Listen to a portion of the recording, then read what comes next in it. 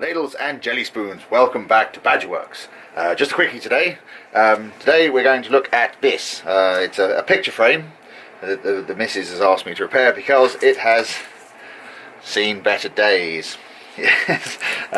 As the missus said, there's only so much you can do with blue tack and sellotape. So we're going to try and fix this and see what we can do with it. I do excuse the noise in the background. I've got the heater on because it is quite literally freezing in here. Anyway, don't worry about that now. So the first thing we need to do is remove all of this guff. Good grief. I think I'll just stop the recording for a moment. I'll clear all this up and I'll come back when we actually see what we've got to work with. Back in a second. Right, so I've managed to clear off the worst of the gumph. I'm not going to bother too much about this because this basically has had it. So I think what I need to do, looking at what we've got here, there's a hinge that has some, I don't know if you can see that, let me actually focus, there we go. You can see that basically there's a hinge that has like a punch hole to open up to hold it into the base. This is hardboard of some description. It's pulled out, it's ruined. So I think what I'm going to do is I'm going to make a new one of these out of some thin plywood and then attach it to this with a rivet, perhaps a screw, something. So I'll go away and cut this and I'll use this as a template. Back in a second. So what I've got here is a piece of 4mm plywood, and what I'm going to do is I'm just going to draw a rough outline on here, and then I'll cut it out on the chop saw. So that's the rough shape cut out.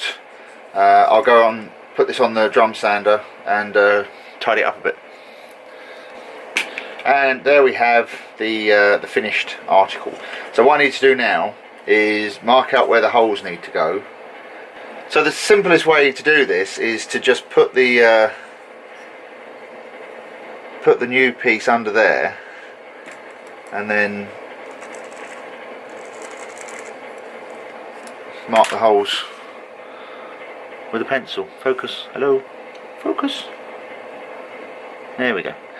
So I think the best way to do this is with a couple of these 4mm machine screws.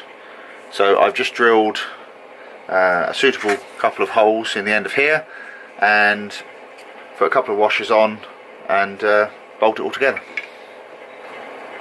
Now it turns out the only 4mm nuts I've got at the moment are actually these nylock nuts.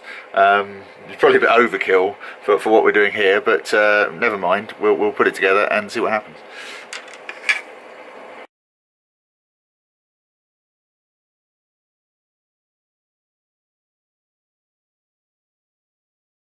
And there we have it. That'll do quite nicely.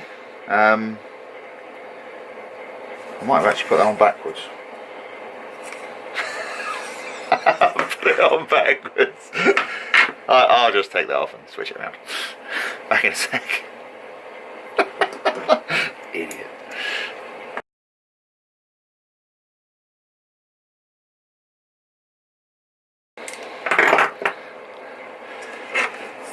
Right, there we go, that's more like it.